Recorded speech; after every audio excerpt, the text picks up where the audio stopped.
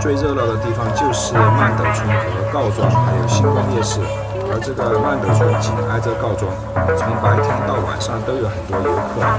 xishuangbanna号称东方佛都，这里有大大小小的寺庙，还有就是所谓的佛寺嘛，作为市场经济的组成部分。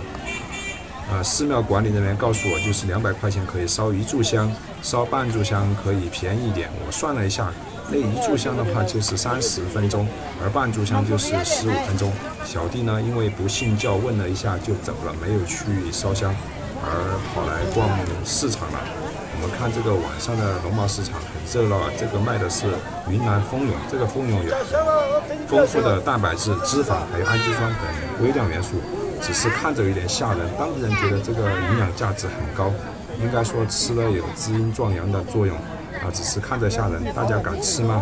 如果敢吃的话，我下次做节目买一些回去油炸炒了来吃吃看，下次做一下这个吃播，大家看怎么样？看着真的有点吓人啊！这些虫应该是蜂蛹里面的卵，都在里面爬。云南这个xishuangbanna呢，它是作为一个旅游和旅居的城市，旅游的地方价格贵一点，我感觉也正常。但是像节目开头那样，服务态度不好，觉得你是游客就漫天要价，或者说态度粗鲁，就让人感觉不是很舒服。因为现在全国到处这个文旅和经济都不是很好都比较卷，因为这个消费不好，经济就差。其实各地都在千方百计地吸引游客过来玩。如果这个地方给人的印象不好，客人下次就不来了，就这么简单。比如说东北的这个雪乡宰客上了新闻，生意就一落千丈，再也回不去了。我们也担心这个xishuangbanna宰客，但是也没有说这么严重其实我感觉对xishuangbanna的印象还是挺好的。先说说这个xishuangbanna的物价吧。其实xishuangbanna的物价受这个淡季和旺季的影响特别大。总体来说xishuangbanna它的物价和国内的3、4线城市物价水平差不多那为什么有些人他觉得特别贵，有些人觉得便宜呢？因为当地还是有很多的这个北方的候鸟老人，他冬季就是11月份到第2年过完春节他就在这里待几个月。其实据当地人说，他们农贸市场的这些猪肉价格、牛肉价格，还有这些禽蛋蔬菜类价格，它价格和内地差不多。有些很多水果价格其实比内地更加便宜，只是说如果你在旅游的地方，在这种特别游客扎堆的地方的话，它价格就会比较贵。我举个例吧，比如说它受这个地点和区域的影响，比如说这个曼斗村和星光夜市、告庄，它只隔了一条街。但是你如果在曼斗村吃一碗鸡肉米线的话，就只要12块钱人民币。但是你如果是在告庄这种到处卖什么网红烧烤这些地方，你吃完米粉的话，可能就要30多甚至40块钱也就是说这个价格差异就非常大，因人而异，因地方而异。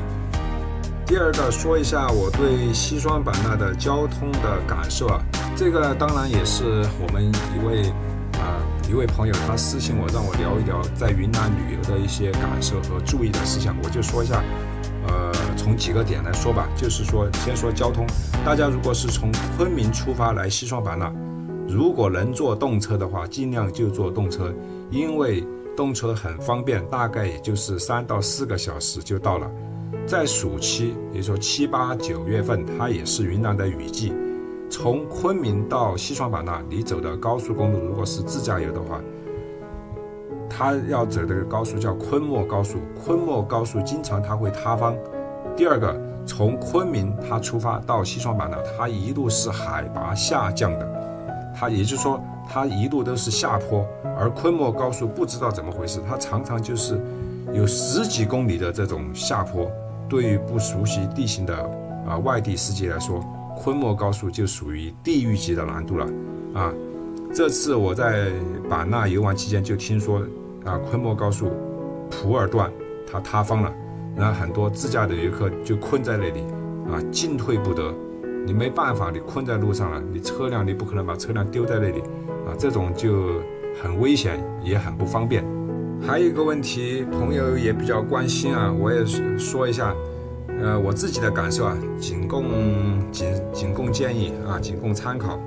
就是说，西双版纳离这个边境和缅甸那么近，有没有危险？这么说吧，在中国的土地上，只要你自己不作死往边境跑，不主动跟着人出去，没有人能把你绑出境外哈。因为一路都是检查站，中国的帽子叔叔非常给力，非常辛苦啊，点个赞。但是出门在外，你作为成年人也要为自己的安全负责。比如说，不要去喝陌生人的饮料，不要听信一些赚钱的宣传，跟着去就 OK 了。但是如果你是美国游客，这条就可以省略不看了。因为这个缅甸园区，谁绑美国人谁傻逼，没有奖励还会设罚。真有不懂事的把美国人绑来了，当天自己贴机票给送回去啊！因为不送回去的话，相信这个特朗普先生的太平洋舰队和海豹突击队就来了。因为老美真的虽远必诛啊！这里多说一句，就是一个笑话。如果想让缅甸 KK 园区彻底消失，就弄个特洛伊木马计划，往缅甸园区送猪仔时，送10来个以色列人和美国人，触发摩萨德或者 CIA 的虽远必诛属性，不到10天妙瓦底就变成加沙了啊！只是一个冷笑话啊，听听就好。